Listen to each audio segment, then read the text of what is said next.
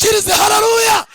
Yesu nubwo udafatika, nubwo uteye nabi, nubwo uri umunyabyaha, nubwo udakunditse, nubwo akwihanangiriza ukanga, ariko kubera yamennye amaraso aragukunda, kubera yavuye amaraso aragukunda. Mundebe hano gato mbereke.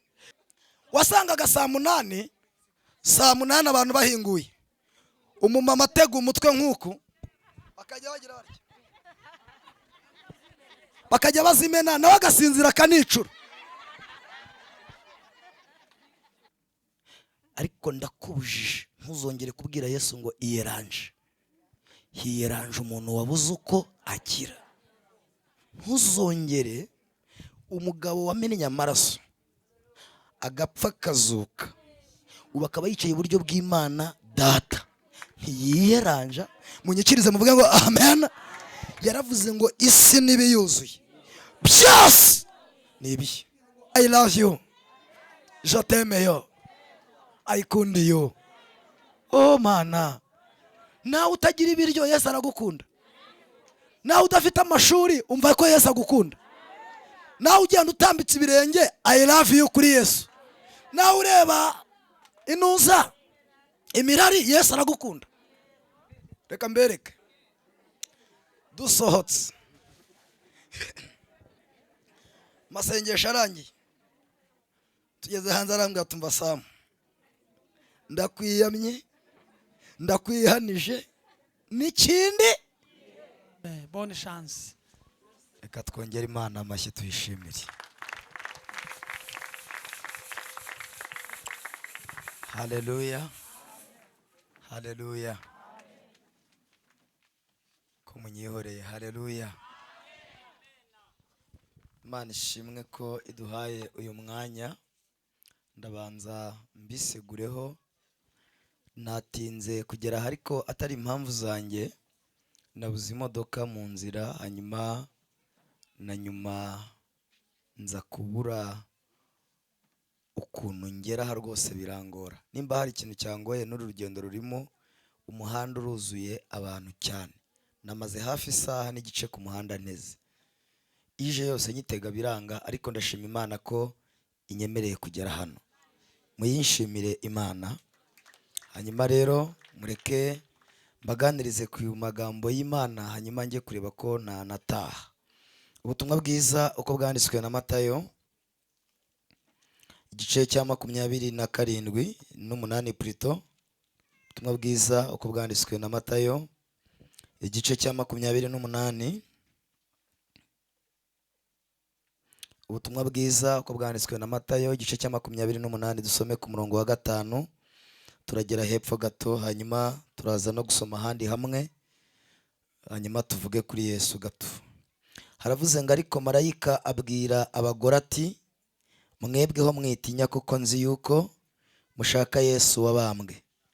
Ntakiri hano kuko yazutse nk'uko yavuze.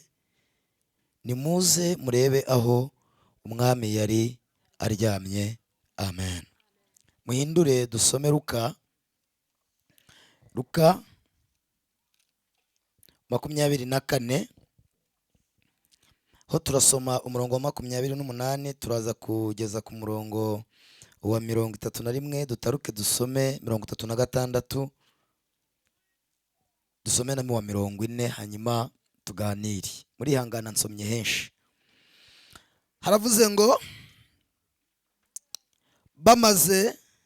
bageze bugufi bw'ikirorero bajyagamo, agira nk'ushaka kugicaho, baramuhata bati, se waretse tukagumana, kuko bwije kandi umunsi ukaba ukuze. Nuko arinjira ngo agumane nabo, yicaye ngo asangire nabo, yenda umutsima arawushimira, arawumanyagura, arawubaha. Amaso yabo arahumuka, baramumenya, maze aburira imbere yabo, ntibongera kumubona. Baravugana bati, yewe ntiwibukaga ukuntu imitima yacu yari ikeye ubwo yavuganaga natwe turi mu nzira, adusobanurira ibyanditswe? 36. Bakivuga ibyo Yesu ahagarara hagati yabo arababwira ati amahoro abe. Hanyuma umurongo wa 40, avuze ibyo abereka ibiganza bye n'ibirenge bye. Amen. Munyikirize haleluya. Mu masaha ageze aha ndashaka kubaganiriza ku ijambo rivuga ngo Yesu adukunda byuzuye. Reka nsubiremo, Yesu adukunda. Niri jambo nshaka ko tuganira rivuga ngo Yesu niwe wenyine udukunda bigize gute byuzuye.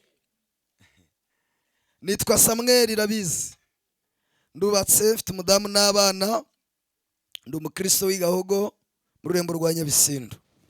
Tuganire kuri aya magambo avuga ngo Yesu niwe udukunda byuzuye. Mundebe hano mbabwire, ntushobora kuzabona umuntu mu isi ugukunda byuzuye. Oya, abantu babayeho hambere ubwo ni nk'abantu bafite imyaka ingahe? Umuntu uri hano ufite guhera ku myaka 40 kuzamura niwe uri bwumve ibi ngiye kuvuga. Ku bantu babayeho muri icyo gihe bakagira umugisha bakiga cyangwa ntibanige, hari utuntu twandikiranaga twitwaga uturetere. Urumva umuntu wa 30 ayizi? Ni abantu bahereye kuri 40. Bandikiranaga utuntu twitwaga uturetere. Ntutwibuka? Utwo turetere iyo wajyaga kwandika warandikaga ngo ku nshuti yanjye nkunda tatatata, ariko ukongeraho cyane ugashyiraho nyinshi. Ndagukunda ku buryo ndamuze nkubuze napfa. Arabeshya ntiyapfa. Ndagukunda nk'uko ifi ikunda. Hanyuma iyo wajyaga gusoza, cyane nta mitomo myinshi yabagaho, uko iterambere rigenda riza imitomo iba myinshi. Iyo wajyaga gusoza washushanyaga imitima ibiri, hagati y'uwo mutima n'undi ukandikamo ngo I love you, je t'aime yo, and so on. Murabyibuka abantu mwatwandikiranye, ndimo ndabona nayo barakwandikiye. Hanyuma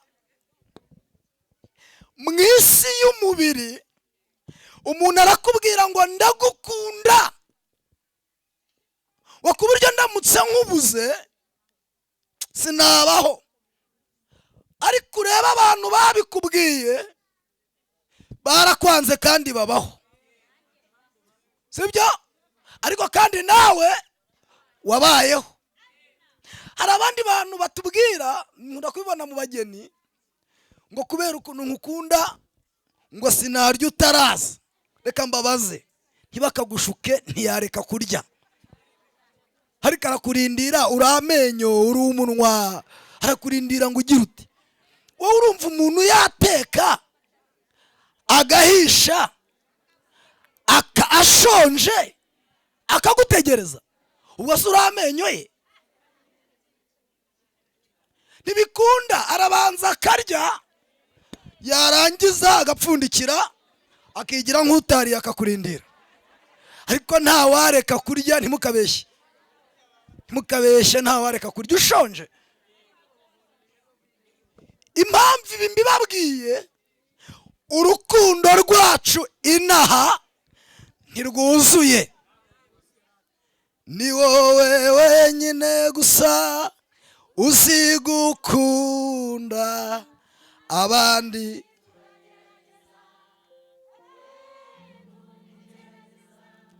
Ariko wowe gukunda urabizi.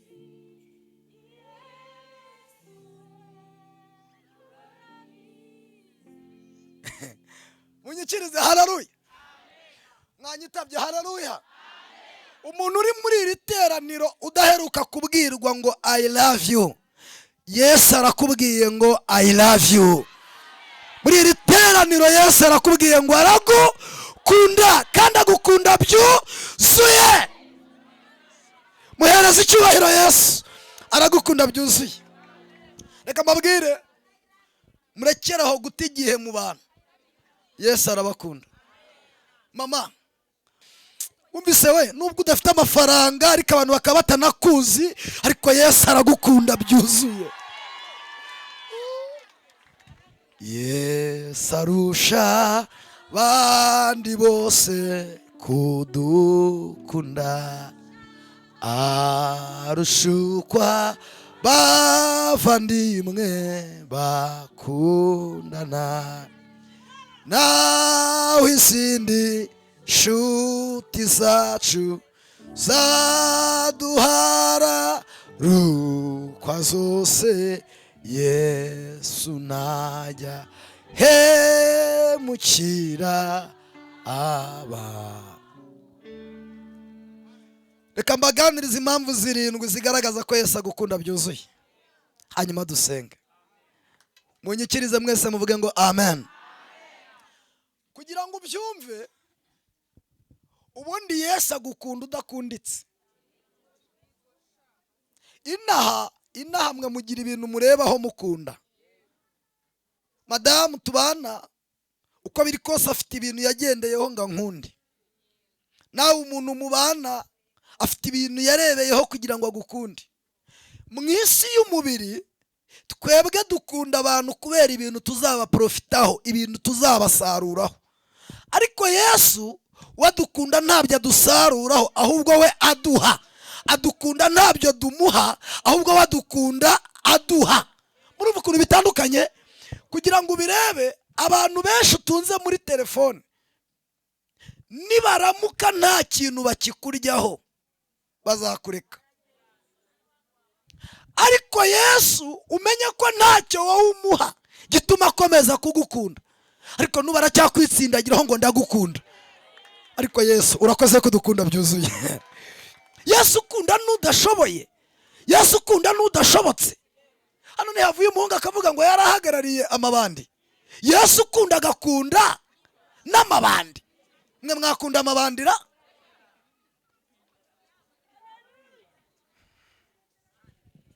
Reka mvuge 7 hanyuma dusenge. Icyambere kigaragaza ko Yesu adukunda byuzuye, yemeye kumena amaraso. Yemeye kumena. Abantu benshi bazi ko ikintu cyo kumena amaraso cyoroshye, ariko Yesu impamvu adukunda byuzuye na amaraso. Ibi biraza kumva abantu wenda bamaze gukura batari mu myaka mito. Umumama uraha ntashobora gukunda umwana we nkuko papa mukunda. Oya, hagati y'umwana na mama haba mu rukundo udashobora kugira n'ikintu uhinduraho kubera connection y'amaraso. Twebwe abana abapapa, abana badukunda kubera ibyo ducyura, kubera envelope ducyura, ariko mama n'umwana bakundana kubera igihango cy'amaraso. Nta mubyeyi n'umwe ushobora kubyara umwana atavuye amaraso. Ni nayo mpamvu uzacunge naho umwana yaba ikigoryi, naho umwana yagira ubumuga, mama w'umwana ntiwamutukira umwana, yamubonye amenye amaraso. Impamvu Yesu atadutakaza, yatubonye amenye amaraso. Yesu ntabwo munyikirize haleluya. Yesu nubwo udafatika, nubwo uteye nabi, nubwo uri umunyabyaha, nubwo udakunditse, nubwo akwiyanangiriza ukanga, ariko kubera yamenye amaraso aragukunda, kubera yavuye amaraso aragukunda. Yesu yamenye amaraso. Yesu yamenye amaraso. Mumbwirire ngo Yesu agukunda byuzuye kuko yamenye amaraso.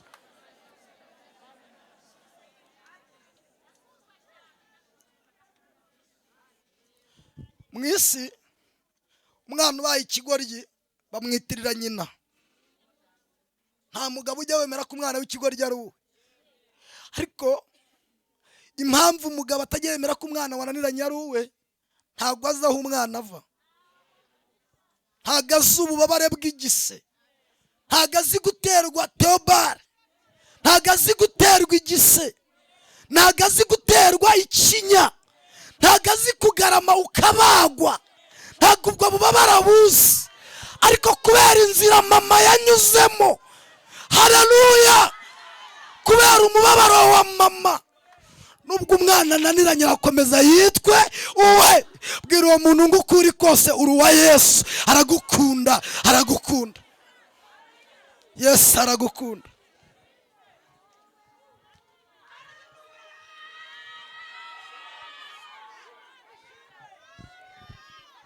Yadusanze twigaragura mwifata idukuramo, haleluya, iratweza iratubabarira, ikiruta ibindi idusezeranya ubugingo.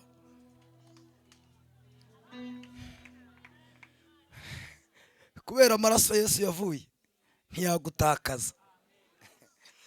Munyikirize haleluya. Nubwo nababwira ibi nkataha, kubera igihango ufitanye na Yesu cy'amaraso ntiyagutakaza.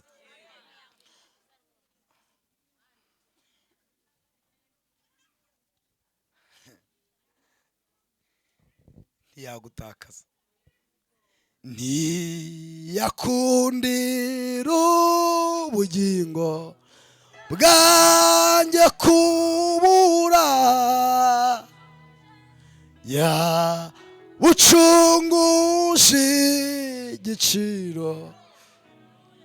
Yesu ni umfata, Yesu aramfata, Yesu akankomeza, akankomeza, kuko ankunda, kuko ankunda bihebuje, arankomeza. Ntiyagutakaza. Yesu aragukunda ku buryo atagutakaza. Haleluya. Yesu aragukunda ku buryo ataguta. Mwabivuze atagira gute? Yesu aragukunda ku buryo atagutakaza. Mwami Yesu ndabizi neza yuko nkunda nakwiriye. Aragukunda ku buryo atagutakaza.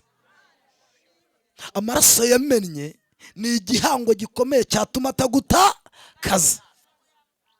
Perezida w'u Rwanda Paul Kagame yigeze yavuga ijambo, aravuga ngo iki gihugu cy'u Rwanda ntushobora kuza ngo ukitwaremo uko ubonye, uko wishakiye, kugira ngo kiboneke kimere neza. Hari abana b'inkotanyi bemeye kumena amaraso, bemera kumena yabo, barapfa, bo baritanga kugira ngo u Rwanda rumera nk'uko rugize gute rumeze. Niyo mpamvu ubona uru Rwanda utapfa kurugendamo uko wiboneye, rwabonetse hari ibintu byatakaye. Yesu yakubonye yemeye kuyamena. Munyitabe haleluya. Ntiyagutakaza. Mu isi y'umubiri abantu bumva bagutakaza, ariko mu isi y'umwuka Yesu nubaracyavuga ko atagira gute, atagutakaza. Icyo ni ikintu kigaragaza ko agukunda bigize gute, byuzuye. Mama, papa, bakozi b'Imana, Yesu abakunda byuzuye. Yesu abakunda byuzuye. Icya kabiri, icya kabiri kigaragaza ko agukunda byuzuye, yakubabariye ibyaha. Mumubwirire ngo Yesu yakubabariye ibyaha. Yanyishyuriye ya myenda yose, yambabariye ibicumuro. Reka mbabwire ukuntu Yesu yabababariye. Yesu yarakubabariye, niyo mpamvu wicaye mu bantu. Ubundi ibyaha byawe byagatumye utarenga hariya, ariko kubera umwenda watabutse, utabutse kubabarira ibyaha. Munyikirize muvuge ngo amen. Aravuga ngo nubwo uri mu ivata ryawe ariko nkubabariye ibyaha nawe baho. Nubwo wasambanye ariko nemeye gupfa kugira ngo nkubabarire. Bagukugera ahantu ari nongera ngo iki imbabazi. Ndashaka kubigisha akantu gakomeye. Yesu yatubabariye ibyaha ahita dushyira imbere umurongo w'imbabazi. Mundebe hano gato mbereke. Yamaze kutubabarira ibyaha ashyira imbabazi imbere yacu. Nunaniwe akagwa araza akageraho imbabazi ziri. Izi mbabazi za Yesu zirestaye. Ntago munyumvise. Imbabazi za Yesu ziri ahantu. Mundebe hano mbabwire ziri ahantu usamvuga ngo ziramanitse, mvuga ngo zirateretse, mvuga ngo zirestaye. Teretse umuntu utazishaka ariko nyihagaze muri iri teraniro kubera urukundo Yesu agukunda. Ongera wakire imbabazi. Ongera wakire imbabazi. Uretse no kuba yaratubabariye yatwemereye n'imbabazi zihoraho iteka ryose. N'ubu ziracyahari. Imbabazi z'umukiza zamuzanye natabitswe n'ibyaha byanjye. Ndashaka kureba abantu bakiriye imbabazi za Yesu bakumva bariho kubw'imbabazi. Muzamure haleluya. Abantu bazirikanye ukuntu Yesu abakunda byuzuye muhaguruke mutere haleluya.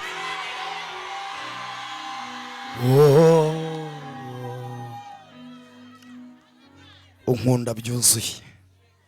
Unkunda byuzuye kubw'imbabazi. Shalilola takipaso elo shiliwini Elohi biwani salango. Warambabariye. Warambabariye. Warambabariye. Warambabariye. Warambabariye Yesu. Haleluya. Mumumere icyubahiro Yesu. Yarambabariye. Abantu yababariye mwese muvuga ngo yarakoze. Yarakoze. Yarakoze. Yarakoze. Yaratubabariye. Waratubabariye. Yesu yarakubabariye. Yesu yarakubabariye. Uriho imbabazi. Muranyumvise? Uriho imbabazi. Uriho karande yitwa imbabazi. Uriho karande yitwa imbabazi. Izi mbabazi ziri kuri wowe. Zahereye kuri data zijya kuri waso ziraza zikugeraho, zizaza no ku bana bawe. Umwanditsi we yaranditse arabanga imbabazi z'Imana zihoraho iteka cyose. Ubwo muri ba bantu mwize ziri infinite mine ziraho.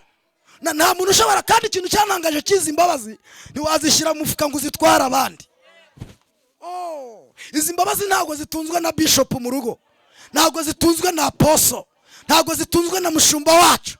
Izi mbabazi Imana yazihaye abantu bazishaka. Abazishaka bose bazazibona. Nimuzakire mu izina rya Yesu. Nimuzakire mu izina rya Yesu. Iyo ni impamvu ya kabiri igaragaza ko agukunda byuzuye. Izinaha imbabazi zinaha ntizuzuye.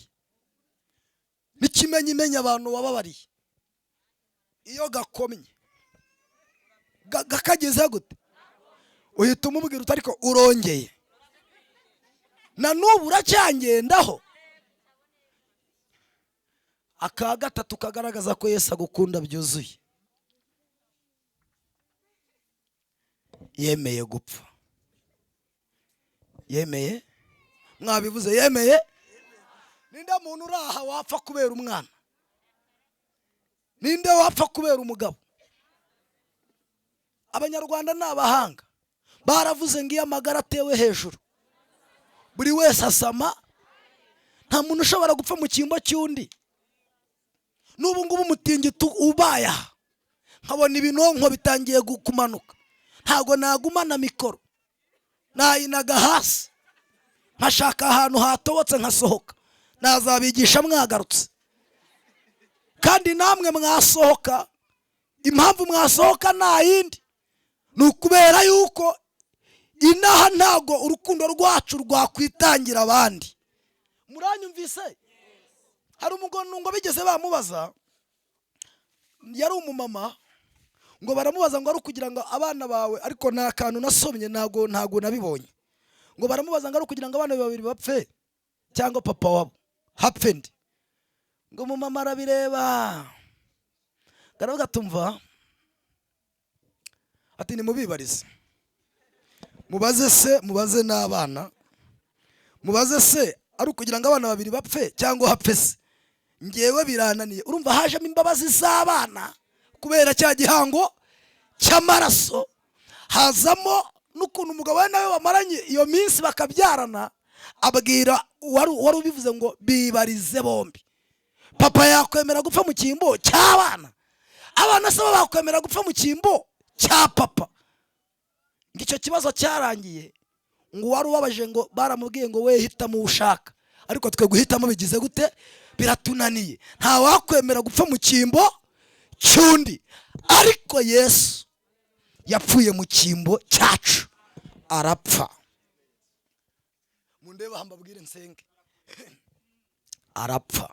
Kandi mwe mukinisha gupfa, gupfa ni ugupfa bagahamba, arapfa. Ariko mwabaye nk'abahumiriza namwe mukajya mubireba apfa, akajya avuga ngo Jose pfuye mu cyimbo cye, Samweli ndapfuye ngo azabeho, Mukanyandwi uvuka ari uwa karindwi ndapfuye ngo bizacemo, nusa baringegera batazamurasa azabona ubugingo bugize gute? Buhoraho. Bati reka mpfe ku bwa benshi, ndashimira Yesu wapfuye ku bwacu. Muzamura ibiganza mu muhe icyubahiro. Icya kane, ndavuga birindwi, icya kane kigaragaza ko adukunda byuzuye, yaduhesheje agaciro. Musubiremo, yaduhesheje. Ndimo ndareba hano abantu mutari mugafite, ndimo ndabana abantu mutari mufite agaciro. Reka mbabwire,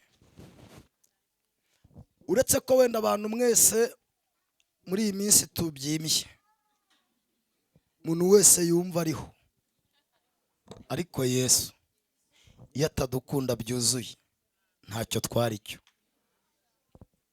Reka mbaho ubuhamya, mwese mwabayeho, mu bantu babayeho mu minsi ya mbere, hari ikintu cyitwaga imyate. Imiki? Abantu barwaraga imyate bakikuba barya. Muribuka imyate? Abantu bikuba ku mugezi barya. Noneho habaga ikintu cyitwa amaga.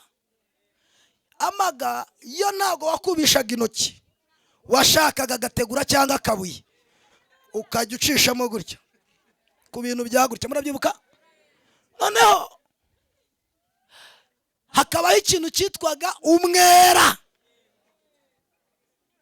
Iyo wogaga ntiwisige, warasatukaga n'amaraso akaza.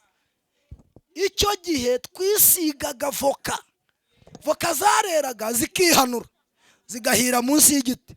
Iyo wazigeraga wafataga voka yahiye ukayikanda, ukayitonora, ukayisiga umubiri wose, noneho yamara kukumiraho ukongera ukoga. Voka iyo wayisigaga ukoga ntiwongeraga kurwara umwera. None urebe Yesu, munyikirize, haleluya, kubera dukunda byuzuye, mwakize amaga, mwakize n'imyati. Ku bantu mubyibuka habagaho ikintu cyitwa inda. Wasangaga saa munani abantu bahinguye, umumama atega umutwe nk'uku, bakajya bagira barya, bakajya bazimena, nawe agasinzira akanicura. None ndebera imisatsi mufite kubera amaraso ya Yesu, imisatsi irayaga. Ariko mushimira Yesu mute? Mbibutsa ko nyuma y'uko asubiye mu ijuru, ubu ari mu minsi 40 yo kwiyereka abigishwa. ubu ibi bindi kubabwira ni iminsi Yesu arimo yo kugenda yiyereka abigishwa. Ndashaka kukubwira ukuntu agukunda byuzuye, hanyuma tukaza gusenga isengesho rivuga ngo muri iyi minsi 40 ongera utwiyereke kuko ushoboye byose. Ababyizeranye nanjye muvuge ngo amen. Hari umuntu umwe Yesu yatambukije, nge ndamuzi, aramutambutsa. Ubuse mbivuge nti, yajyaga avomesha ijerekani y'ubururu yari yaramenetse. Noneho kubera kumeneka kw'injerekani icyo gihe twakubagaho ikintu cyitwaga imicucu ku mwenge w'injerekani, murabyibuka? Noneho iyo byangaga watumbikaga agasabune kamara kwina ukagashyira ku mwenge w'injerekani. Iyo jerekani ntabwo uyikorera nk'inzima, nubwo wahomye ntabwo wikorera intambike, warayicurikaga ukayijyana ufashe utya. Murabyibuka? Uwo mwana ni uw'iwacu, yarakize. Ubu ari nko mu iduka rya miliyoni nka 100. Agenda mu modoka yaguze nka miliyoni 80. Mperutse kujya muri korari ahantu aririmba, nagiye kwigisha. Noneho ikibazo rero ntabwo mwamenye ko Yesu ari we wabatambukije. Muzi ko mwize, muzi ko mwakoresheje agatuza kanyu, hari n'abantu mwakareze ngo murabashije byinshi. Mujye mushimira Yesu wabatambukije. Munyikirize muvuge ngo amen. Ndigisha mba ndamuhamagaye, niruna nuribuka wikorera injerekani inshuri, uribuka no buriya umuntu w'inzobe kurwara umwera bari danje. Nuribuka urwaye umwera n'ikiyobe wari ufite, yashimwe Yesu, ngira ngo nawe yafashijwe. Dusohotse masengesho arangiye, tugeze hanze arambwira tumva Samu, ndakwiyamye, ndakwihanije n'ikindi. Ibyo bintu sima nshaka ko hari n'umuntu ubimenya. Reka mbabwire, kugira ngo mumenye ko Yesu yabatambukije murasabwa ibintu bibiri: gufata aho wavuye n'aho akugejeje. Hari amakosa mujye mukora. Ubu muri iyi minsi ubajije umuntu ngo avuka he, akubwira ko avuka mu Mutara cyangwa yavuye hanze. Ntawemera ko avuka Nyamagabe, ntawemera ko ari wa Ngororero, ntawemera ko ari wa Nyamasheke. Mwese muri abo mu Mutara, abandi mwavuye hanze. Kandi iyo misozi yose mvuze nayo yavuyemo abantu barimuka baza i Kigali. Ntushobora kumenya ko Yesu yagutambukije igihe ugihunga amateka. Muranyumvise? Muranyumvise? Kugira ngo umenye ko ari Yesu wagutambukije, mwanyikirije mukavuga ngo amen. Nuko usubira iwanyu ukareba uburyo wabayeho, ukareba ubuzima bw'ejo hashize, hanyuma ukabihuza n'ubu, ugahita uvuga ngo ndashimira Yesu ko yantambukije. Iyo umaze kwegeranya ayo mateka nibwo ubona koko ko ari Yesu wagize gute, wagutambukije. Ariko ntimukibyemera, umuntu wese asigaye ahera ahageze.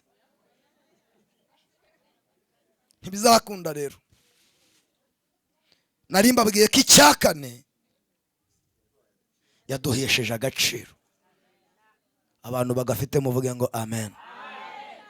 Reka mbabwire ukuntu yakabahaye. Uzi kuvuka so asinda, nyoka ari indaya, ukaba uri umuririmbyi, ukaba uri umudiyakoni, ukaba uri umuhanuzi. Uzi kuvuka iwanyu baragura banabandwa, ukaba usigaye ubyina igisirimba, warangiza ukumva nta kintu cyabaye. Haleluya! Uzi kuvuka ugasanga nyoka ry'ubugoro. Njyewe nigeze kubona umuntu ry'ubugoro aciriye. Mbwira umuntu twari twicaranye, ntiyu umuntu hari ahantu aciriye, bahateye igishyimbo, nta yindi fumbire cyazakenera.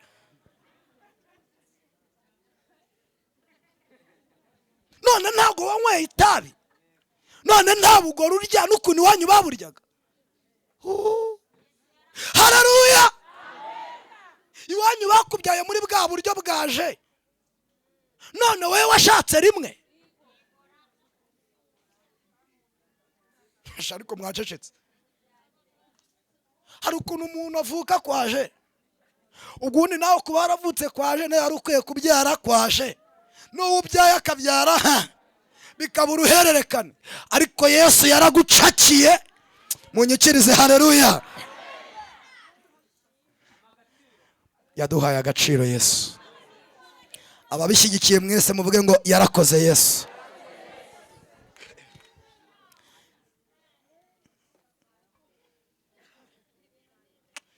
Ndahamya neza ko tutibeshye kugukurikira ni byiza,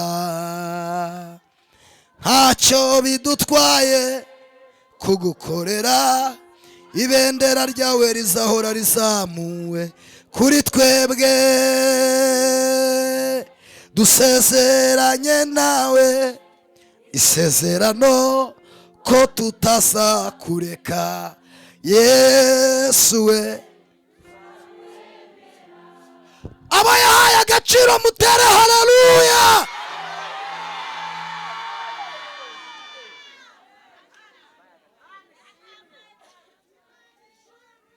Nari ndimo mbiganiriza aba bagabo, aba ndimo mbibwira, ubundi nta mugore wari wemerewe guhagarara, none namwe musigaye munabyirata ngo turayoboye. Yesu yabahesheje agaciro.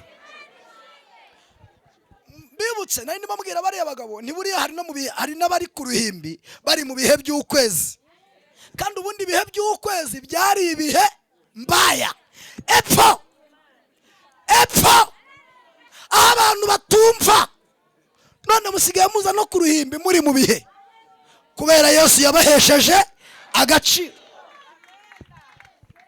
Niko abantu mufite inenge hano murahari? Kuba byonyine ndeshyanya ni intenge, ntibyemewe.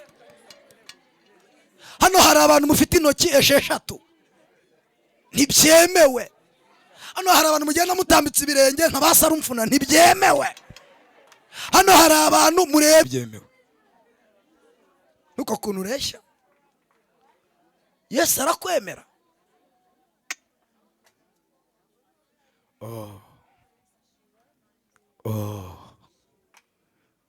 Urankunda Yesu.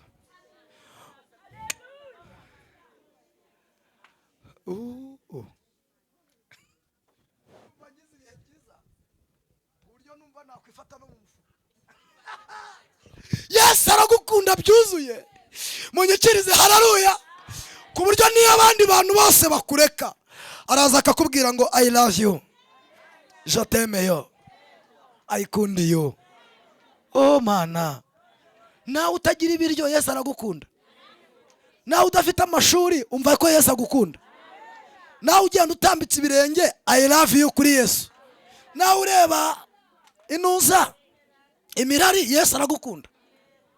Reka mbereke inaha, igira hino ma, igira hino, abariwe nitangiraho urugero kandi ntugire ikibazo. Nshobora kubwira umuntu ntifatana n'uyu mushiki wacu, mugende mu mujyi babafotora, bamwe mwakwanga bati ntago ajyanye n'igihe, yabyibushye bitajyanye n'inuza n'igikara, niko mwajya mumbwira. Ibintu byo kumufata gutya ntago bijyanye, mukajya muhera ku mutwe mukaramuta imisatsi ye ntago ijyanye n'igihe.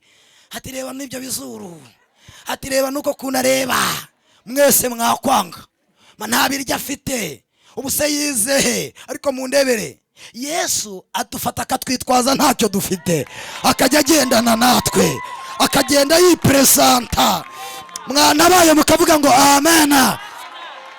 Nagira ngo mbibutse ibi, Yesu ni utajya ugira complex zo kugendana nanjye. Ntago ajya avuga ngo afite ipfunwe, ntago yavuga ngo ndi mugufi, ntago yavuga ngo sinize, agendana nanjye. Kandi ikintu mukundira, ari presenta nanjye akanyongeramo, akavuga ngo nitwa Yesu, Samuel ni umwana wanjye. Imana iguhe umugisha. Mushimirira we, mushimirira we, mushimirira.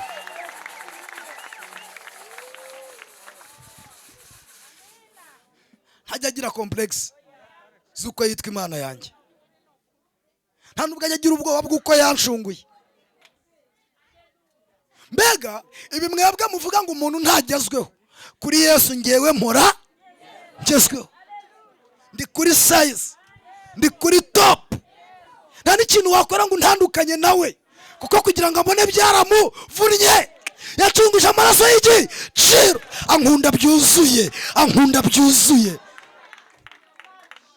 Hacyo wakora rero. Nubwo watega indege, nubwo watega moto, nubwo watega ijipe, ntaho wahurira nayo ngo umunteranyeho. Njya numva n'abantu ngo mujya mugira imico ngo yo kujya guhirika, ngo umuntu akajya akanyarira, ngo agafata amabuye, ngo kumpiritse, ngo niko mpiritse Samweli.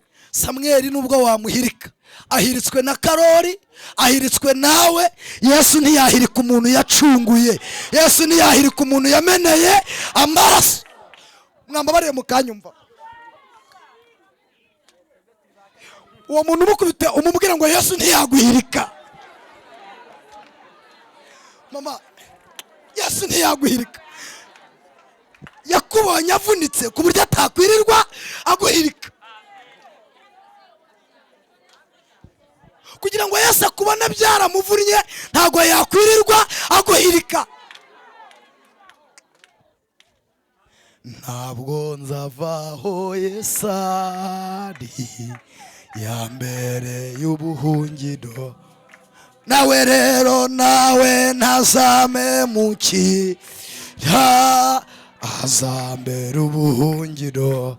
Umwami Yesu, umwami ni igitare gikomeye, gikomeye. Haleluya, umwami ni igitare gikomeye, yambere.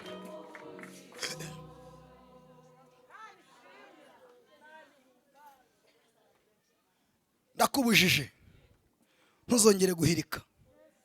Umuntu Yesu yacunguye ntiyamuhirika.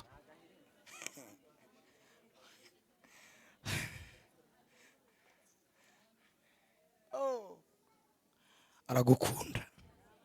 Yesu aragukunda. Haleluya. Ku buryo icya gatanu kikwereka ko Yesu agukunda byuzuye,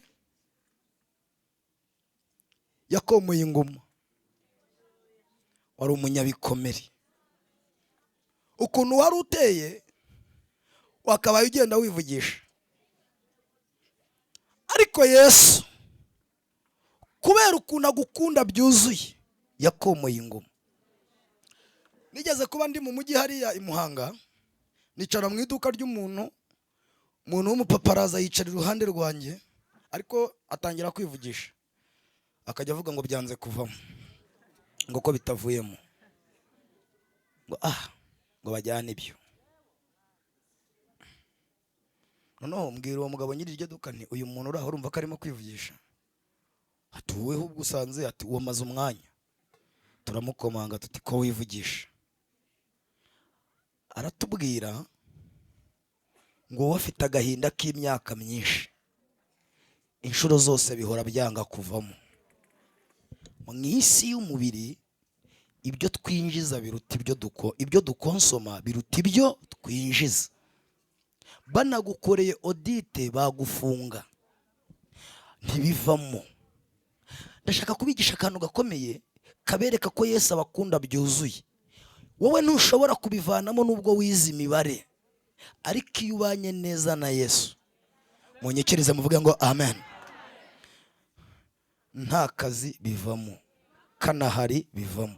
Ntibavuze ko wamaze imyaka 5 n'umugore, murya, mwambara, mwishyura inzu, mwisiga, murya ifiriti, mwarahingaga, mwari mufite isambu, bivamo mu myaka 5 mwese bigira gute? Mwebwe bivamo bite? Mubona ari ndubivanamo? Ninde urya kubera agatuza ke? Ninde urya kubera igihorihori cye? Mu minsi yashije nahaye umukozi amafaranga, madamu yabyutse mbere yanjye, abari nge bayaka, bijya bingora. No, umukobwa yanyatse, muhayo nari mfite, ntago ndi buyababwire. Nyamuhaye ahita ambwira ngo tonto ni ngo haravamo iki, ngo k'ibishyimbo ari 600 ari 2, ubugari akaba ari 1000, kawunga ikaba yaruriye ayo mpaye, haravamo iki? Ndi papa wo muri urwo rugo nabuze aho ndeba, numva ijambo umwana mbwiye, mbanza kureba nimba hari uwo nabyaye mu ndura aho hafi unyumvise, wumvise babimbwira, kandi ko kambwiye ibiciro nsanga nta kivamo. Niharamuka havuyemo ibishyimbo ntago hari buvemo uburisho. Ndamubwira nti bufasha yo ndaje. Nasohotse mu gipangu mbwira Yesu ni nawe urabireba kayo mfite bitavamo, ariko nkwizeye nk'umugabo, none ntimuzongere ndababujije. Ubundi iyo tuba turi mu bantu benshi mba nkubwiye ngo ndakwiyamye, ariko ndakubujije ntuzongere kubwira Yesu ngo iyeranje. Hiyeranje umuntu wabuze uko agira. Ntuzongere umugabo wamennye amaraso agapfa akazuka, ubu akaba yicaye iburyo bw'Imana Data, ntiyiyeranja. Munyikirize muvuga ngo amen. Yaravuze ngo isi nibe yuzuye byose ni ibihe. Umiza papa, Yesu aragukunda ku buryo adafite umwanya wo kwiyeranja agakurwaneho, ntago yakwiyeranja. We afite umwanya none ahangaha wo kubwira iyo bafure ngo bagafuka k'imiceri kakabako. Mu makosa mutazakora mukurikiye Yesu, ntimuzakora ikosa ryo gukurikira Yesu mufite udufuka. Mufite? Mwabivuze mufite? Hari abantu ngo bigeze bamukurikira kandi ntago ndi bubitangire, noneho ngo amaze kubwiriza baha imitsima bararya. Bamaze kuyirya ngo barataha, akora akantu mwasomye kitwa gusagura inonga 12, ngo aziha abigishwa, ziraya zihaye abigishwa, ariko ngo abigishwa no bageze muri quartier bazikoresha neza, ngo umuntu agatura ariko agahita atumira n'abantu, ngakabwira nti mumbwira abo haruguru nawe hepfo baze mbayeho, ngo abantu bakarya ku mitsima, ariko bamara kuyirya ngo abigishwa bakabwira ati umugabo twirirwe inyuma ntabwo ateye nkamwe, aduha ibyo turya turi kumwe nawe, ariko niyo tugiye gutaha aduha n'ibyo gutaha, bakubita imitsima yo gutaha. Iyi mitsima rero yaragakoze. Undi munsi ngo abantu bose bamenye ko Yesu atanga imitsima abantu bataha, Bibiliya iravuga ngo uzamureho, iravuga ngo abantu baje ari benshi, iyo ujyana niyo ukagenda ukayikora, numvaga ivuga neza kuruta iyo umpaye. Ngo abantu uwo munsi ngo birirwa inyuma ya Yesu bamushaka, ariko ngo baza buri wese uwabyaye abana 16. Iwacu batubwiye turi 16, mama na papa n'umwe. Uwababyaye ari 16 bose akababwira ati nta bintu byo guhinga imisiri, nta n'ibintu byo kugira gute mufata udufuka tujyaho Yesu ari. Ngo abantu birirwa inyuma ya Yesu ariko bafite n'udufuka. Mfite ubwoba bw'uko abantu muri hano mwazanye n'udufuka, ngo uko bashaka Yesu ariko bagashaka Yesu bakururana natwo. Ngo uwo munsi bashatse Yesu baramubura, ngo biriwe bamuhiga umunsi wose ntibamubona. Bibiliya iravuga ngo umunsi uciye ikibu bahurira nawe mu kirorero, ngo baramubwira bati mwigisha nawe ibintu wakoze umunsi wose, abantu tugushaka ariko bafite naje umunsi wose Yesu, ariko nawe ntukabure, twaguhize hahandi wabwirije no twiriwe turakubura, twiriwe tugenda. Ngo Yesu arabaza ngo ninjye mwashakaga cyangwa ni ya mitsi? Ngo baramubwira bati nukuri niwe mwigisha. Ngo abigize imbere ho hato, ngo atangira kubabwira iby'ubwami bw'Imana. Arabigisha saa 8 saa 9, mwanyikirije haleluya. Noneho abantu ngo bari abahanga, umuntu yaramwumvaga ariko ntarekura agafuka. Dufite abantu bakunda Yesu ariko adashaka kurekura udufuka, kavuga ati nzajya ajya mu cyumba ariko nako sinagasiga. Arabwirije aravuze saa 9, amasaha barakuze, ngo barabazanya bati nk'ejo yagikoze sangahe? Ejo igitangaza cyaturitse mu masaha ya giheke. ngo abantu batari kubarenda kugikora kuko agikora asoza igitangaza agikora ahita anasoza asezerera abantu. Ngo babona umunsi urakuze bazana systeme yitwa kwayura. Ubu tugira abantu bazi kwayura, ngo abantu bakareba ahantu Yesu ari bakayura.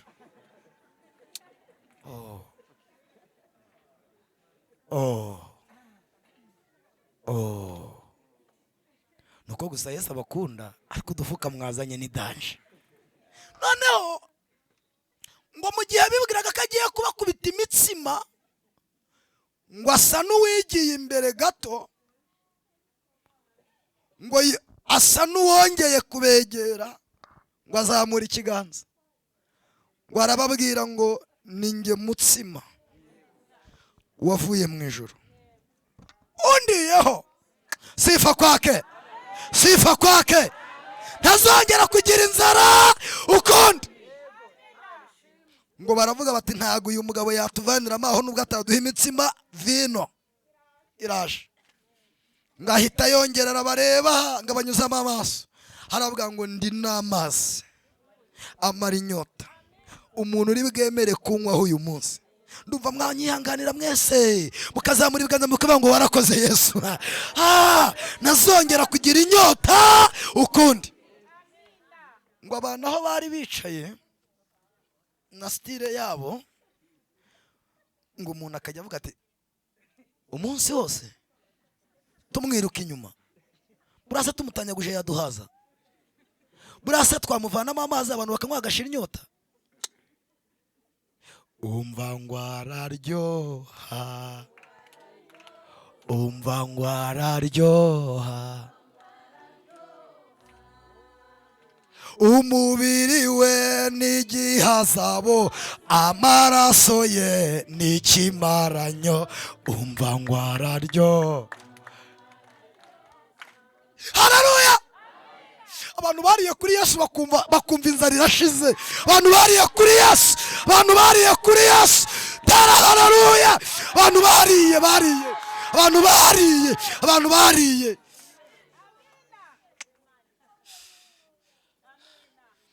Ngo abantu bagahita bahagurukana n'udufuka twabo bakigendera. Undi agahagurukana n'agafuka kakigendera, ko ntibari buduto dufuka, abantu ntago baduta. Udufuka twabo baraduhagurukana barigendera. Umva ijambo ryantangaje rikanryohera, ngo n'abigishwa nabo baragenda. Ngo Yesu ahindukira Petero amaze ati niko Petero, namwe n'iminsi tumaranye. Petero ngaramureba ati haha ntago ngiye. Nuko gusa abandi bari bagiye, nanjye nkasa n'uhindukiye, ariko ntago ngiye. Ngahita Yesu, umva shaka icyo mukundira uyu muhungu, umva icyo mukundira uyu muhungu, umva icyo mukundira. Twakuvaho tukajya hehe, nubwo nta mitsima uduhaye, nubwo nta kazi uduhaye, ariko ugira amagambo, ugira amagambo y'ubugingo.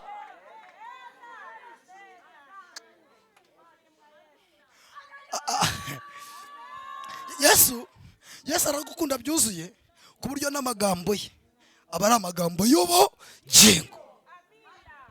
Cya gatandatu dusenge kugira ngo nawe wigishe. Cya gatandatu kigaragaza ko Yesu adukunda byuzuye, niwe wenyine wahamagaye abantu badashoboye.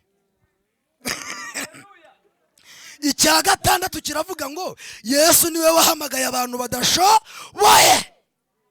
Umuntu wavuze ngo abadafite pfo na ruguru ngo baze, badafite pfo ntibagire na ruguru, bireba ngo badafite shinge na rugero. Ninde hano wahamagara abantu batishoboye mu nama y'ubukwe? Ninde wahamagara abantu batishoboye agiye gutangiriza inyubako? Fatira uwo muntu mubwira ngo Yesu yahamagaye abantu badashoboye. Niwe wenyine watinyutse guhamagara abantu badashoboye.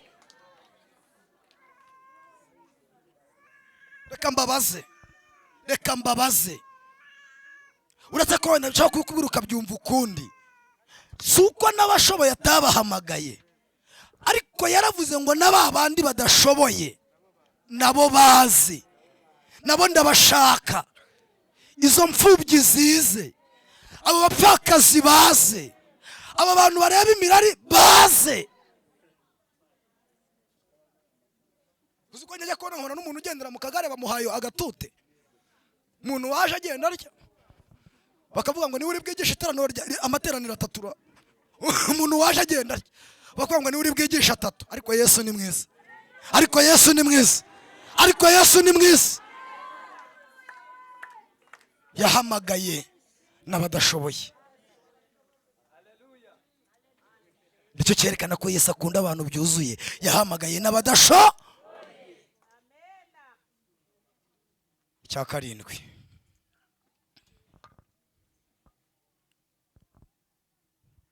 kigaragaza ko Yesu adukunda byuzuye, anyuranya ibihe. Anyuranya, sha mwabivuze mwese, anyuranya. Sinzi nimba ari aha nabivuze cyangwa ari ahandi. Nigeze najya gusenga, abantu bampamagaye arambwira ngo nzaze dusenge.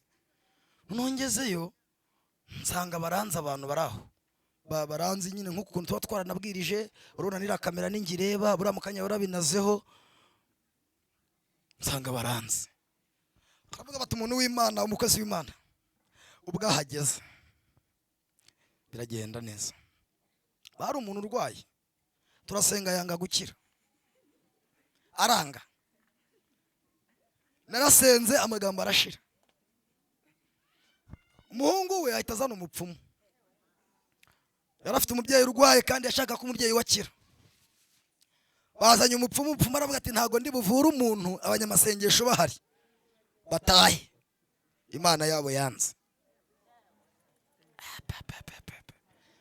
Abantu bose barerekera bamaze ati niko mukozi w'Imana koko yanze. Mumbwirire ngo Yesu adukunda byuzuye, anyuranya ibihe. Anyuranya.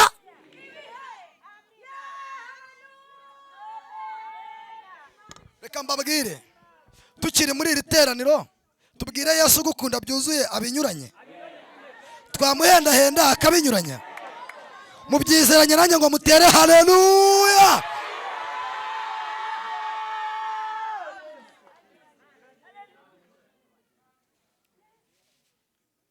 Bimaze kuba saa 2 saa 3, umupfumu yamejeje inteja ameza n'urukoko mu cyumba twari turimo cy'amakaro.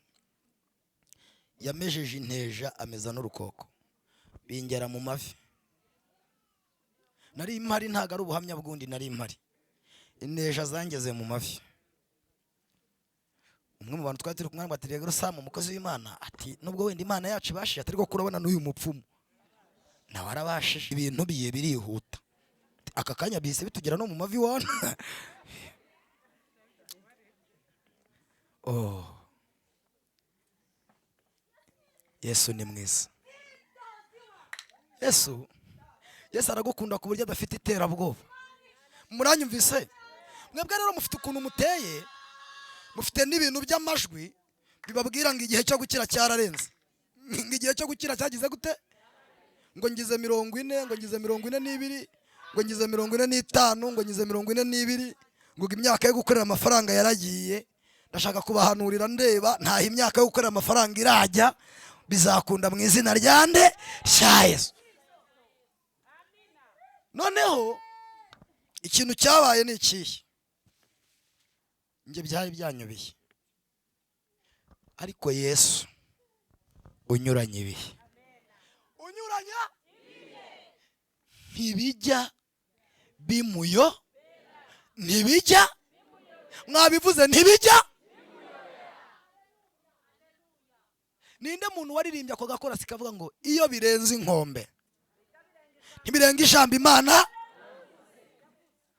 Nagiye kubona mbona haje umumama wari uturanye n'abo bantu, umukecuru azavuga mu ndimi. Uwo mupfumu yari amaze kutubwira ngo nimba Imana yacu ibashije nimeze urwiri. Umumama yaraje atugezeho, ninjye yahereyeho, arambwira ngo umvuke ivuganye namwe kandi ako nari bukagereho nako. Aratubwira ngo iravuze ngo ntifite umwanya wo kumeza inziri, yarajimejeje inzira izo yagize gute yarashimesheje. Iratubwira ngo yo muse nk'abanyikiza muvuge ngo amen. Yageze aho ikibazo kiri, iri kugenda ikiza umuntu wari ugize gute wari urwaye. Agimara guhanura, yasoje guhanura, uwo muntu yicaye, uwo muntu yarihagurukije, nararebaga ahita yora wa mupfumu, amuterura hejuru, atangira kumuzunguza avuga mu ndimi, amubwira ijambo ryanejeje. Aramubwira ngo Yesu yakuzanye aha kugira ngo nawe uzabe umwe mu bantu azaraga ubugingo buhoraho. Uzi ikintu bikwigishije? Yesu anyuranye ibihe ku buryo na bya bindi we wakoraga by'ibyaha ashobora kubitoboramo ikintu kizatuma ubona ubugingo bugize gute buhoraho. Niyo mpamvu iyo umujura bamwibye, ntabwo Yesu atabara uwibwe mbere y'uwibye.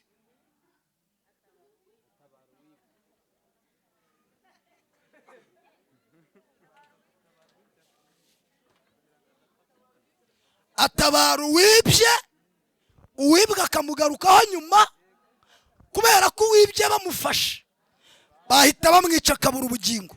Kandi yamennye amaraso, kandi yayameneye ibisambu, kandi yayameneye amabande. Munyikirize haleluya.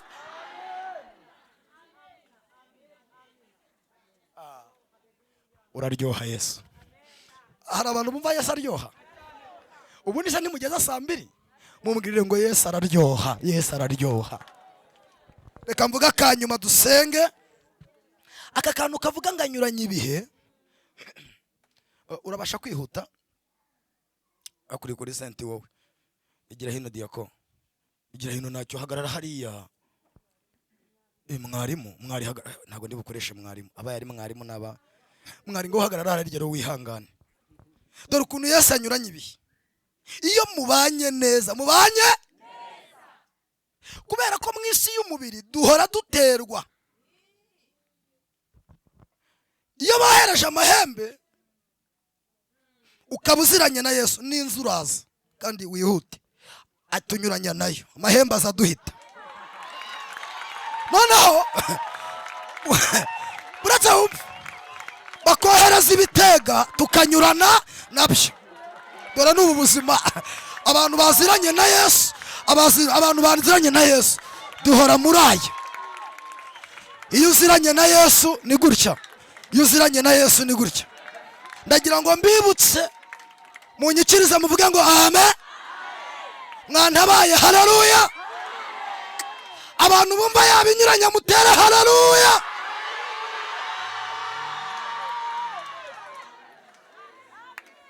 Ubuzima bw'abantu baziranye na Yesu nubu nuguhora tunyurana, ibihe biza bihita, nuko tubayeho. Nubu buzima abantu dore nuko tugize gute tubayeho. Mbwirira umuntu mwicanye ngo nubu nukubayeho kandi uzabaho.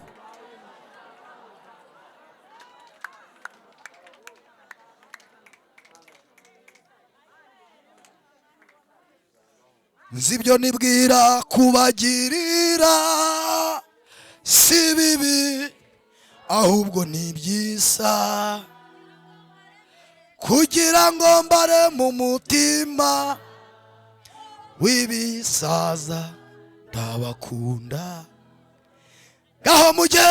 Gaho mugende mubwira bababaye, muhumurize abakomeretse. Haleluya. Mubabwire base barebe dufite Imana itagihinduka. Mwanyikirije haleluya. Anyuranye ibihe. Nuko tubayeho, kukagukunda byuzuye, atumunyuranamo nabyo. Nayo mpamvu nibi bintu mujya muvuga,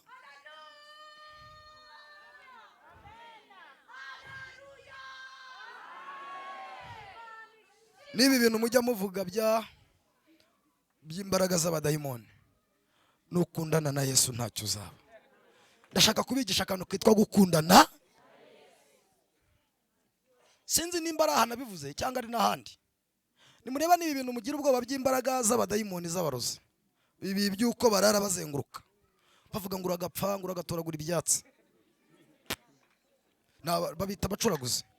Ni abantu babi, ni abantu barara bavuga ngo uragasara, ngo umugabo arakamutango yumva ukabaye, ngo kiriya kibuno afite ngo kiragashiraho ngo asigara ameze nk'urubaho rwa madiriye. Nuko bavuga ngo abana be nubwo bize ngo ariko bazabura akazi ngo baheraho, ngo abakobwa be nibagashake ngo bazahabyarire yumve. Nuko bavuga ngo buriya ngo umugabo apfuye nawe yahinga umusira kumva uko abaye ngo aragasubira mu ntara akagenza amaguru. Nuko bavuga abacuraguzi n'abahatari, iyo agiye gutaha akubita ikibuno ku rugi rwo hanze akavuga ngo ejo ntibuzangarure, ubwo abateyemo kashe. Iyo uziranye na Yesu, iyo uziranye nande, Yesu ntago ajya abuza, munyumve neza, Yesu ntago ajya abuza abacuraguzi gucuragura, Yesu ntago ajya abuza abarozi kuroga, Yesu ntago ajya abuza abanyamagambo kuvuga. Iyo bamaze kuzenguruka, barangije kuzenguruka, nawe ahanyura avuga ngo siko bizaba, ku bantu bantegereje nta n'umwe uzakorwa n'isoni, nzi ibyo nibwira nzabagirira, n'ibyiza ntago ari ibibi. Nzamujya imbere ahataringaniye mparinganize, nzamenagura inzugi n'ibihindizo by'ibyuma, nzabicamo kabiri, nzamugirira neza, nzamurwanirira. Yeee! Tara haleluya! Muhaguruke dusenge, muhaguruke dusenge.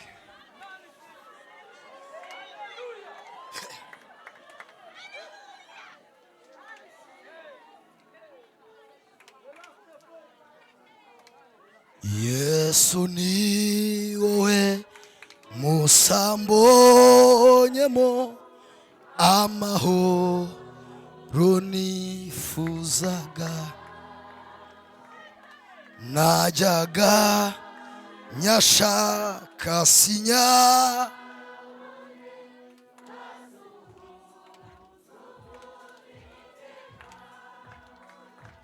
none ni Yesu masawe, harindi zina nemera. Haleluya!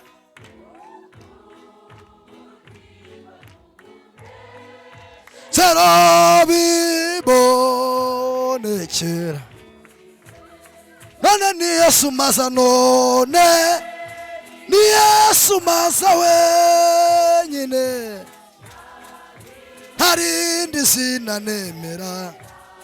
Haleluya! Haleluya! Haleluya! Haleluya! Haleluya!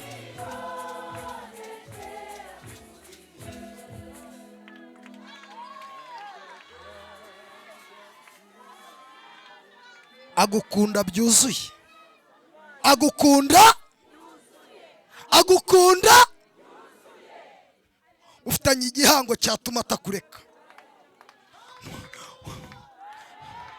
Mbwirira umuntu mwegeranye ngo Yesu dufitanye igihango cy'amaraso, ntago yandeka, ntabwo yandeka, ankunda byuzuye. Tera haleluya! Zamura haleluya!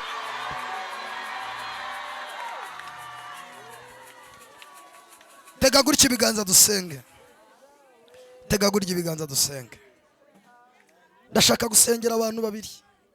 Ukizamuye ibyo biganza ni umuntu utabanye neza na Yesu. Ndashaka ko ubucuti bwawe na Yesu buryoha. Ndabizi inyuma hari umwigisha yari bubasengera ko mureke mbasengere. Ndashaka gusengera abantu bumva baba inshuti na Yesu, bumva batarakizwa ariko umunsi bakumva bakizwa, kavuga ati sinari nkejejwe ariko numva naba inshuti na Yesu. Nimba hari teri namguze hano wowe murambikeho ibiganza, ngwino unumva yakizwa akaba inshuti na Yesu, ngwino nsanga hano. Yesu ateze ibiganza, aragukunda byuzuye. Nimba hari ngwino munumva yaba inshuti na Yesu naza. Nutinda ndashaka gusengera ibintu bikomeye, niyo mpamvu manje guhamagara aba bantu. Munumva yakizwa akaba inshuti na Yesu naze hano. Utarakizwa akumva yakizwa akavuga ati giye gukizwa mbe inshuti na Yesu. Nimba hari ngwino, nimba hari ngwino. nimba uhari ngwino, kubera ko hari ibindi bintu tugiye gusaba, ariko nimba utarakizwa banzuze. Yesu aragukunda ku buryo yifuza kukizwa kugira ngo muzabane mu rurembo, kugira ngo muzabane mu rurembo. Nimba hari uhari nazi, nimba hari uhari nazi, nimba ntawe tugiye gusenga iri sengesho, tubwire Yesu ngo turifuza kuba inshuti yawe byuzuye. Urankunda byuzuye, ariko nanjye ndashaka kugukunda byuzuye. Zamura ibiganza byawe dusenganire rino sengesho. Ihangane usubire muri aya magambo uvuge ngo Mwami Yesu, urankunda byuzuye. Vuga ngo ngize icyifuzo, ndumva nanjye wampa kugukunda byuzuye. Vuga ngo ubucuti bwanjye nawe ubuvanemo igitotsi cyose. Ndashaka kuba uwawe nkuko nawe uri uwanjye. Vuga ngo Yesu, nonaha ndongeye nifuje kuba inshuti yawe cyane. Vuga ngo kandi ngiriwe ubuntu bwo kumenya ko unkunda byuzuye. Vuga ngo ibyaha byanjye n'intege nke zanjye umbabarire. Vuga ngo umbabarire. Vuga ngo muri iyi minsi 40 wiyereka abigishwa, ndashaka ko ubucuti bwanjye nawe buba bwiza. Vuga ngo ndabyizeye. Subiramo uvuge ngo ndabyizeye ko ubucuti bwanjye nawe bubaye bwiza,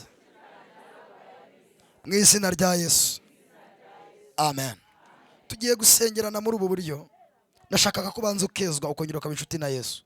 Fata umuntu mu kiganza, babiri mufatane nk'uko mfatanye n'uyu muvandimwe. Mufate mu biganza byombi hanyuma dusenge. Mufate mu biganza byombi hanyuma dusenge. Uwo muntu ugiye kumusengera, ubwire Yesu ngo ubwo muri inshuti hari ibintu wamukorera, wamutabara, kuko inshuti yacu Yesu ishoboye gukora ibintu birenze iby'abantu bakora. Ugiye kubwirira Yesu uwo muntu ngo mugirire neza kuko muri inshuti. Ubucuti ufitanye na Yesu bwatuma gutambutsa. Ubucuti ufitanye na Yesu bwatuma yishyura ideni. Ubucuti ufitanye na Yesu bwatuma indwara ikira. Ubucuti ufitanye na Yesu bwatuma abana bawe bagira ubwenge. Ubucuti ufitanye na Yesu bwakubaka inzu muri uyu mujyi. Ubucuti ufitanye na Yesu hari ikintu bwabyara. Uwo muntu ugiye kumusengera nawe agusengera. Urakoresha umunota n'igice umusengera, hanyuma nawe uhita uza kumurekura. Nabonye urusengero mutarwuzuye, uhita ufatiraho, wapfukama, waza hano kuruhimbuka haryama. Fata umwanya wawe wisengera nk'iminota 2. Ubwire Yesu ngo ubucuti bwanjye nawe hari ibindi bintu bwakora. Wowe uze kuvuga ibintu batakuvugiye, tangira usengere uwo muntu mu izina rya Yesu. Tangira umusengere mu izina rya Yesu. Tangira umusengere mu izina rya Yesu. Musengere mu izina rya Yesu. Musengere mu izina rya Yesu. Zamura isengesho umusengere mu izina rya Yesu. Oh, shima kimirimo yanjye yose yanyegereje umusaraba, muri byose amahoro wangabiye, anyuzuza ibyiringiro, umurava n'imbabazi, urukundo dufitanye. Oh, haleluya. Hera mu biganza bye, ngaho ririmba utere hejuru, kandi uririmbe isamasamuka, ngaho ririmba utere hejuru.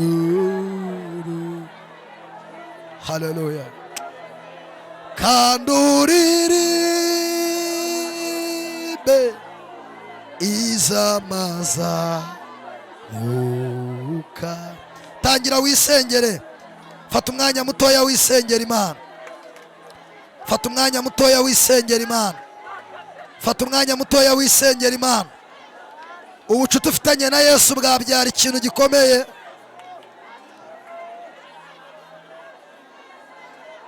Ubucuti ufitanye na Yesu bwabyara ikintu gikomeye. Senga, senga. Gahoririmba utere hejuru, kanduririmbe isamasa muka. Oh, oh, oh, oh. Uradukunda byuzuye Yesu, uradukunda byuzuye Yesu, uradukunda byuzuye Yesu. Shalilora takipasoni Eloi, Elohini dlaizaniko, Shewani edone, Pasoni dlaizani wini Eloi, Shiwani edon, Pekotai sani wini Eloi, Ewani salibini dlai, Shiwani kotai bon, Enostai laliwa, Wenta ebon, Shiliwini Eloi, Sapikato ni wini lobene, Ewakita bone saliwini, Shibini dlai zaniko, Eoni bini dalor, dalor, dalor, Shelewini Elo, Pasoni edone shalo, Paktai wini Eloi, Shiwini dano salibo, Pewani dobene sa, Shiliwini done Eloi, Epiktasoni Elo, alo, alo, alo, alo, alo, alo bini done salowini, Shalilola takipasoni Eloi, Ewani saniko, Ewani saniko, Ewani saniko, Shelewini dlai, Peso enokini dlai zaniwini. Urakoze Yesu, urakoze Yesu, urakoze Yesu, urakoze Yesu, udukunda byuzuye. Ndagira ngo tuzamure ibiganza byacu twese. Zamura ibiganza byawe byombi, aho upfukamye, aho wicaye, aho uhagaze. Zamura ibiganza byawe. Subira muri aya magambo, subira muri aya magambo, uzamuye ibyo biganza. Vuga ngo Yesu, nakiriye umugisha umpaye. Vuga ngo ubucuti bwanjye nawe bunyemeza ko ntacyo nakwaka ngo ukinyime. Vuga ngo ukuntu tubanye binyemeza ko nkusabye wampa. Vuga ngo ibyo nsabye ndabihawe mu izina rya Yesu. Vuga ngo ndabihawe mu izina rya Yesu. Vuga ngo ubucuti bwanjye nawe bunyemeje kugusaba ibyo nashakaga, kuko turi inshuti kandi ndumva ubimpaye. Tega ibiganza nk'uwakira, tega ibiganza nk'uwakira. Vuga muri aya magambo, vuga ngo Yesu, ibi biganza mbiteze nakira. Vuga ngo nabirambuye nsaba, ariko mbiteze nakira umugisha wawe. Vuga ngo nakiriye iby'imbaraga ukoze kandi ntibisubirwaho. Vuga ngo undemeye amashimwe Yesu ku buryo budasubirwaho. Vuga ngo umuryango wanjye nawo ndawukumurikiye, umugisha w'umuryango ndawakiriye. Vuga ngo indwara zari zikomeye twakiriye ko zikize. Vuga ngo ndizeye Yesu. Subiramo ngo ndizeye Yesu. She elo pewani salo enebone. Reka mbabwire ngize umugisha ngize umugisha wo kumva ijwi ry'Imana, ngize umugisha tugihagaze tugisenga, ariko ngize umugisha wo kumva ijwi ry'Imana. Ijwi ry'Imana rivugana nanjye ibintu by'imbaraga. Nabonaga umuntu ameze nk'urimo kugenda ahaga abantu, abahaga nk'uko bahaga imodoka cyangwa amagare. Hanyuma ijwi rirambwira ngo ibyo uri kubona ndi gukora ni imbaraga z'umwuka ndi gusuka ku bantu, ni imbaraga z'umwuka ndi gushyira mu bantu. Hanyuma menya ikintu gikomeye muri aya masengesho, ko Yesu abahaye imbaraga z'umwuka wera. Nari mvuze ngo nimwakire izo mbaraga mu izina rya Yesu. Icya kabiri, nabonaga umuntu ameze nk'urimo kubwira abantu amagambo, ariko nkabona arakubwiye ngo mbikoreye kwihesha icyubahiro. Numva ijwi rimbwira ngo abo bantu ubonye mvuganye nabo bambwirire ko muri aya materaniro hari ibintu nkoze kandi mu buryo bwihuse mbikoreye kugira ngo izina ryanjye rihabwe icyubahiro. Ayo mashyi n'imbaraga yanjye arahagije, ariko n'imbaraga y'Imana muyakome. Munyikirize muvuge ngo amen. Mwongereho gato muvuge ngo amen. Muranyemerera munyikirize. Haleluya. Ibi mbivuze n'Imana ibimbwiye. Imana iravuze ngo iteye abantu inkingo zituma batarwara kanseri. Imana iteye abantu inkingo. Reka mbisubiremo. Imana iteye abantu inkingo zituma batarwara indwara ya kanseri. Imana iteye abantu inkingo. Mwakire inkingo Imana ibateye. Mwakire inkingo Imana ibateye. Hanyuma numvise ijwi rimbwira ngo Imana igaruye abagabo mu ngo. Mwakira abagabo banyu mu ngo. Hari umuntu wari urimo gusengera umugabo ngo agaruke mu rugo, aha aradahari. Imana igaruye umugabo mu rugo. Wowe ubyakire kuko birakureba mu izina rya Yesu. Urakoze Yesu. Urakoze Yesu. Urakoze Yesu. Urakoze Yesu. Urakoze Yesu.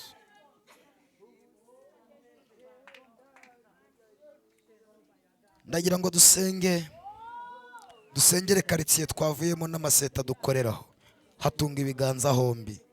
Tunga ibiganza muri karitsiye naho ukorera tuhasengere. Twoherezeyo Yesu. Yesu. Tangira ugire ibintu watura ku iseta yawe. Tangira ugire ibintu watura muri karitsiye. Tangira ugire ibintu watura mu nzu yawe. Ibyo bintu uri kwatura mu nda yawe Imana iri kubyumva. Imana iri kwemerera abantu ko bazabyara neza. Imana iri kwemerera abantu ko batazapfa babyara. Tangira usenge, tangira usenge. Urakoze Yesu. Ayo magambo uyu muntu avuze urayumvisha. Elo, Elohi, Elobini so edo. Shiriweni Elohi napo. Elohi. Shilo Edoni Salango Paoni Saniko Shelewini Elohi Aibini Salahiwini Elohi Shiliwini Dlaizaniko Enoben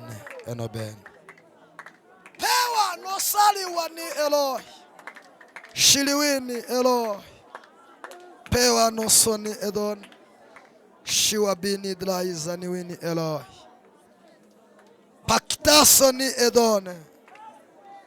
Ayo magambo uri kuvuga Imana irimo irayumva. Ayo magambo uri kuvuga Imana irimo irayumva. Ayo magambo uri kuvuga Imana irimo irayumva. Ayo magambo uri kuvuga Imana irimo irayumva. Ayo magambo uri kuvuga Imana irimo irayumva.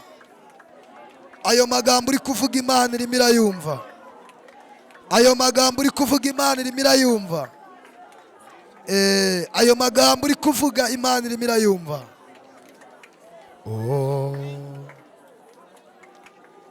Ayo magambo uri kuvuga Imana irimo irayumva. Ayo magambo uri kuvuga Imana irimo irayumva mama. Ongera uvuga Imana iri kumva gusenga kwawe. Shele wali bonedalo. Sakita Elohi. Ebone.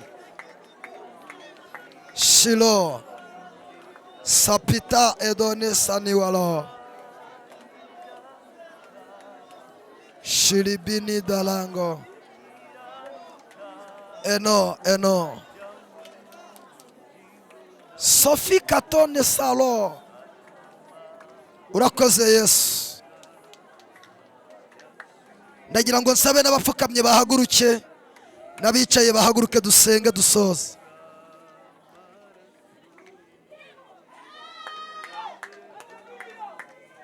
Reka nkubwire kandi mbivuze neruye, Yesu aragukunda ku buryo yemeye kukugirira neza. Yesu aragukunda. Nari mvuze ngo Yesu aragukunda.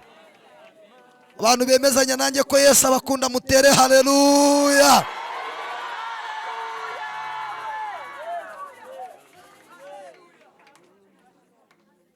Oh.